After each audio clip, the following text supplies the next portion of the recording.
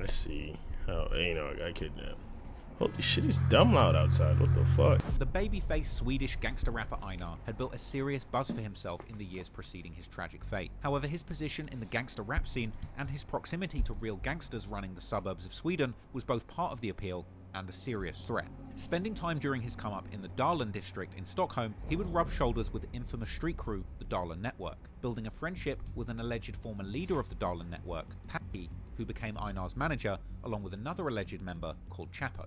As you now know, in 2018, Patty would be killed, with the allegations that Chapo was responsible, ultimately leading to a trial where Chapo would beat all the charges. But now you know more about the bloody and years-long gang war that followed, it's no surprise then that Einar's position at the top of the Swedish drill community would be contentious. The later rumours were that the Darlen Network, who allegedly were involved in the early career of Einar, had become resentful towards the rapper after his career had blown up. Apparently, they had been left out of lucrative deals. I'm just saying, gang, if niggas is helping you get money, don't dick them out, bro. You a dickhead. If you gonna fuck them out the deal, then I'm just saying, you gotta expect what come with it, especially if you get money. Later, extensive police reports would reveal exactly what had happened. Much of these revelations were based on the fact that just as Einar's kidnapping was being planned, the police in Europe had gained access to messages between thousands of criminals who had used an encrypted communication network made by the company called EncroChat. These messages showed that between the 30th and 31st of March 2020, Yasin was working together with members from both the Darlen and Vorby networks to kidnap Einar.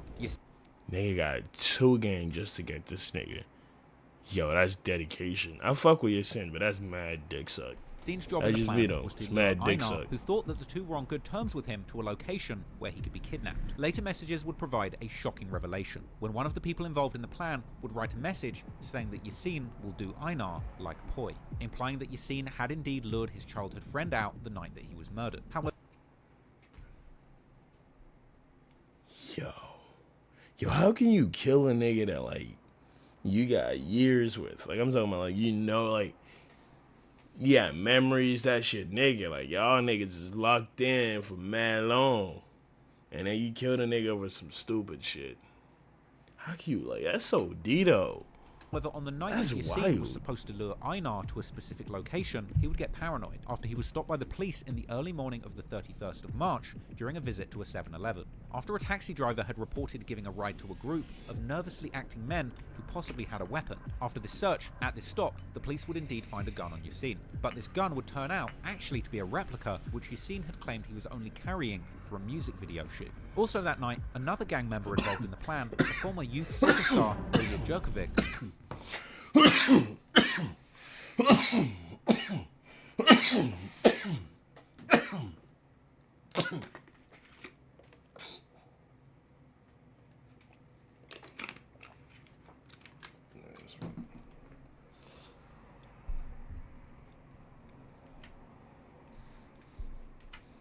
out actually to be a replica, which Yasin had claimed he was only carrying for a music video shoot. Also that night, another gang member involved in the plan, a former youth soccer star, Ilya Jerkovic, who had played in Sweden's under-17 national team before suffering an injury and getting deep into the gang life with the Vorby network, would find the police snooping around his apartment.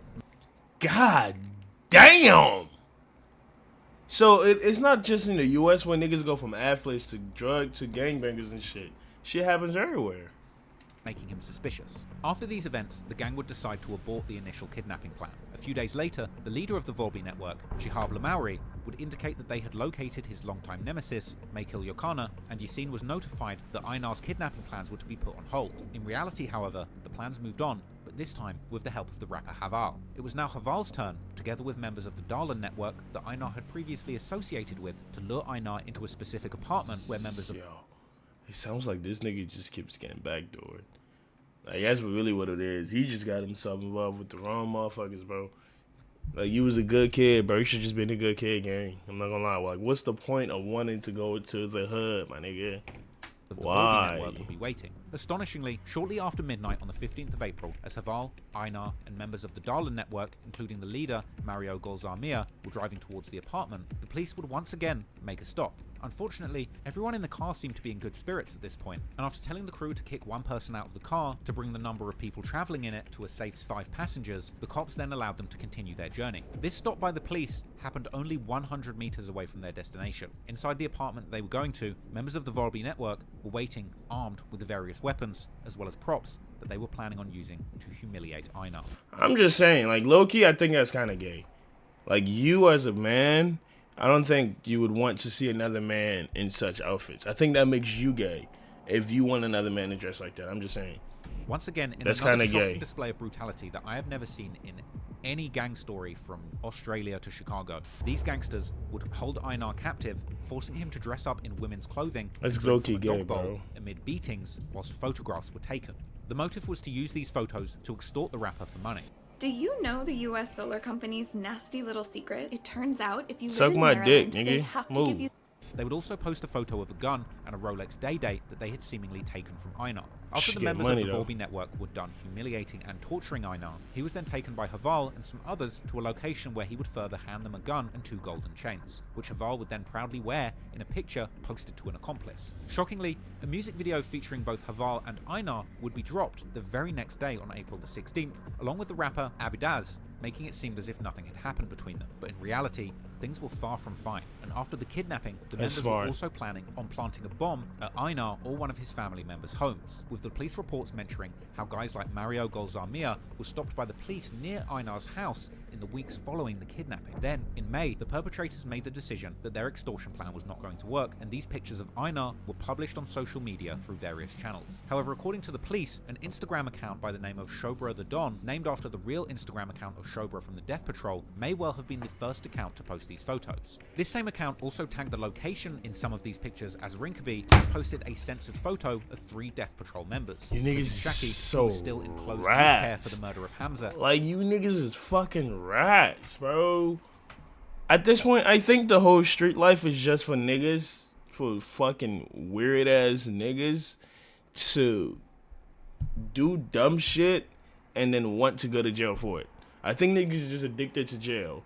But over there, the jail, like, the system is so shit that these niggas don't really do And shit Abe about was it. for already real. arrested for the murders of Faye and Gucci. Seemingly, this was a half-hearted attempt to actually frame the Death Patrol for the crime, or perhaps it was just trolling. On the popular Swedish discussion forum Flashback, which also acts as a kind of Swedish version of Chiracology, where real crime and gang-related cases are discussed in depth, the news of Einar's kidnapping quickly became a popular topic on the forum, with rumours spreading that Einar was even assaulted in the attack, with many trolls on the forum taking the news with glee. Some people were happy about what had happened to Einar due to the fact that a lot of his haters felt that he was faking his gangster image and suggesting that he had now gotten a real taste of the lifestyle that he claimed to live, with one commenter saying, "Thug life, surely that's what he wanted, now he got his way, That's congratulations." facts. There was also immediately much Low-key speculation facts. about who had been behind the kidnapping, with one of the first suspects rather randomly being none other than Leo Chinese Carmona, the founder of Sweden's first gangster rap group Kartellen, the Cartel. However, despite numerous possible culprits being discussed and speculated about, the rumours that the Death Patrol was behind the kidnapping were immediately shut down. Einar himself would reply to the media storm with a short video where he simply stated, anyone can get kidnapped, and that this wasn't going to change or stop anything. Yo, vad händer Instagram ja?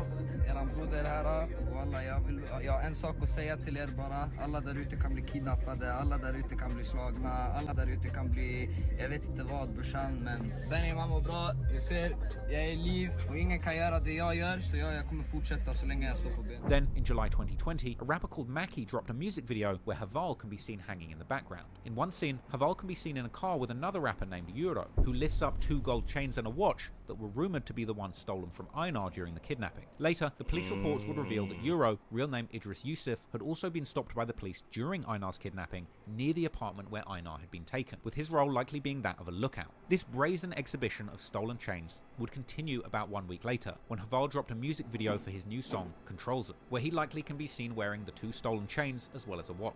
These rather subtle flexes by the perpetrators were missed by many fans and online detectives following the case, but not by the police, who were following their every move after having received the EncroChat logs in the spring of 2020, likely shortly after the kidnapping had taken place. Then, in September, they moved in and arrested the ex-footballer Ilya Jok together with several other people from the Volby network. In early December, it was reported that Haval was also in custody, followed by Yasin, who would be arrested at the end of the month. The media was not reporting which rapper Yasin was accused of kidnapping, although the fact that it was Einar was obvious to anybody familiar with what was going on. But his arrest, at the height of his career, caused a major public debate about the influence of the new wave of gangster rappers in Sweden, particularly right-wing politicians who demanded that Yasin's music should be removed from streaming platforms like Spotify, as well as suggesting that he should be banned from all musical award ceremonies.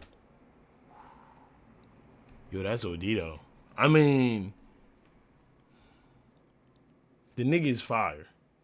So I want to say remove his shit. Nah, that's different. That's OD. Meanwhile, more left-leaning voices argued about how this gangster rap in Sweden had become an artistic way to reflect on the real surroundings of people from poor backgrounds coming up in these areas. Ultimately, the gang war was heavily impacting the music industry at this point, whether the authorities, politicians, or newspapers liked it or not. The battles between these famous gang-affiliated rappers had become like a twisted reality show that Swedish citizens were following with sick interest. Unfortunately, however, for the actual rappers and gangsters involved, this was not a game.